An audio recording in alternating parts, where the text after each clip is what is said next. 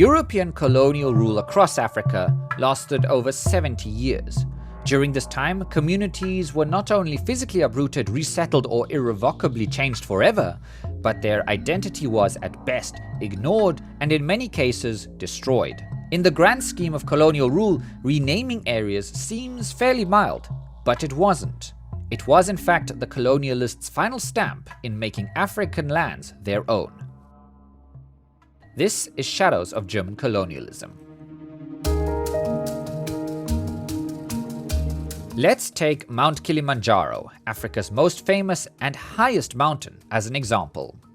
For centuries, the Chaga people lived on the slopes of this marvelous natural wonder. They called the summit Kibo. But for much of modern history, Tanzanian children were taught that Kilimanjaro was discovered in 1848 by a German missionary named Johannes Rebmann. One of them is Mnyaka Sururu, a veteran historian and activist based in Berlin. He recalls telling his grandmother what he learnt at school growing up on the slopes of Kilimanjaro. There was a kind of anger in her eyes. And she said, "What did you say?" I said, "Yeah, our teacher, Mr. Henry, taught us that Rebmann discovered the mountain Kilimanjaro." She told, "Shut up. And tomorrow we are going together to the school." Oh, yeah. So I started feeling so bad because my grandmother, she cannot read, she cannot write, and now she's bringing me to the school, in front of the school, to talk with the teacher. Oh, yeah. Nyaka says his grandmother was cheered when she gave the teacher a piece of her mind.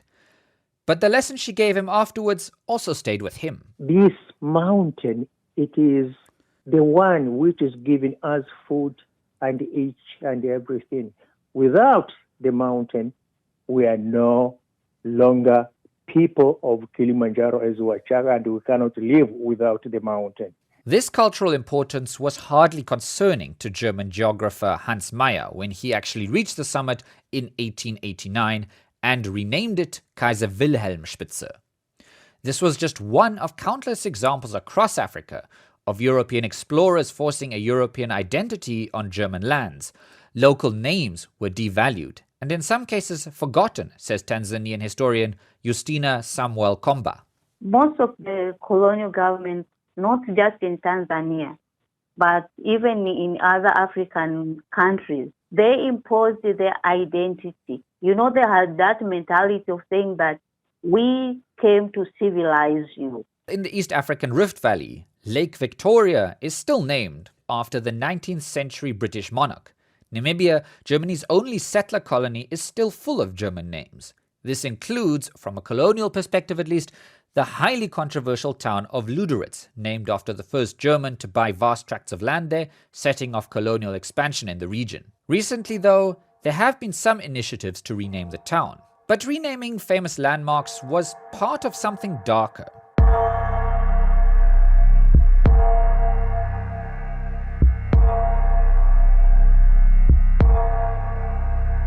German geographers at the time of colonialism, like Friedrich Ratzel, influenced colonial thinking by proposing that Germany, as a strong nation, had a right to expand into so-called weaker states. The ideology of Lebensraum, or living space, was used to justify German colonialism, and for that, conquered lands had to be made amenable to German culture. Also, Lebensraum later became a key tenet of National Socialist thinking.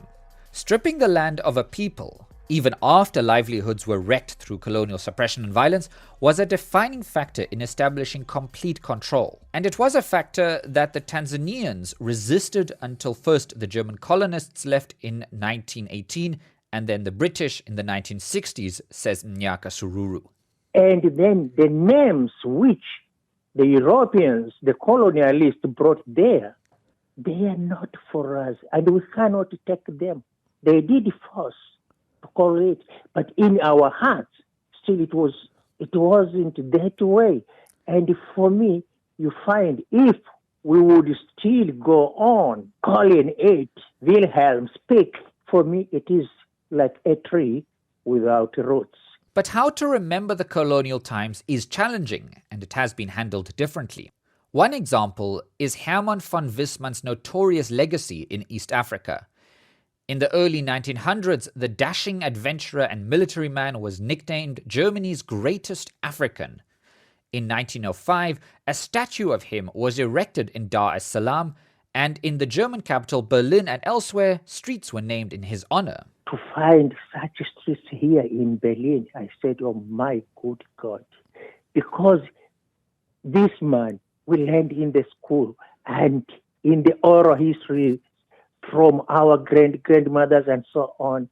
This man, he was named Maafa, and Maafa is a very, very horrible catastrophe because he is the one who formed the so-called Schutztruppe in Germany, East Africa, today's Tanzania, Rwanda, and Burundi. That's Mnyaka Sururu again. Among East Africans, Wissmann's soldiers were known for terror and murder, rampaging punitive expeditions and subjugating local populations. At the beginning, I was thinking, might be these people are arrogant, or even they are very proud of him, and so on. But I came to know that most of the Germans in this generation which we are living, really, they are not taught even in the schools. Even this subject about German colonialism was not even being taught nowhere. The Wissmann statue was removed by British colonialists before reappearing in Hamburg in the mid-20th century. A new generation of German students tore down the statue in 1967, protesting against the glorification of Imperial Germany. Perhaps the biggest lightning rod for Tanzanians confronting Germany over the shared colonial past is the issue of stolen artifacts and human remains looted from East Africans and taken to Germany as war trophies, and in some cases, research into scientific racism. Hundreds of African skulls were taken from colonial-era battlefields or stolen from graves and taken to Germany, where they were displayed in museums or withered away in private collections. Very few of these human remains have ever been returned home to be honored in accordance with local customs. It might seem symbolic for the Germans, but definitely for the Tanzanians, it's more than symbolic. To me, it creates what we call a new relational age. That's Valence Silayo, a Tanzanian archaeologist and historian in Dar es Salaam. We may have seemed to have a good relationship with the Germans. There are a lot of development projects that are going around, but history cannot be forgotten. We need to talk about it, taking responsibility, acknowledging that what we did was against human rights. It wasn't right at all. And that we apologize. And then those aids and projects will have more meaning.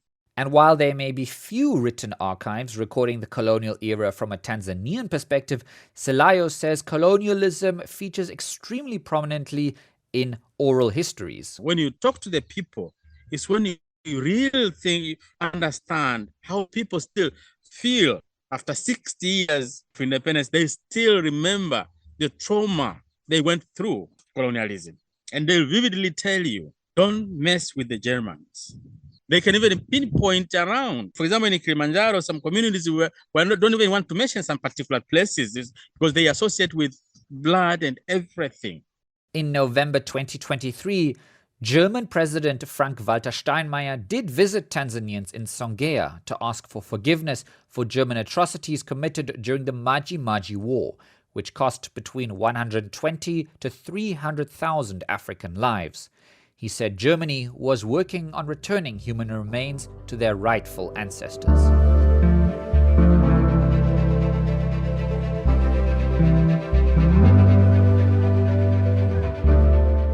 It's telling also that in 1964, to commemorate the birth of the United Republic of Tanzania, Kilimanjaro's Kaiser Wilhelm Peak became Uhuru Peak, which means freedom in Kiswahili.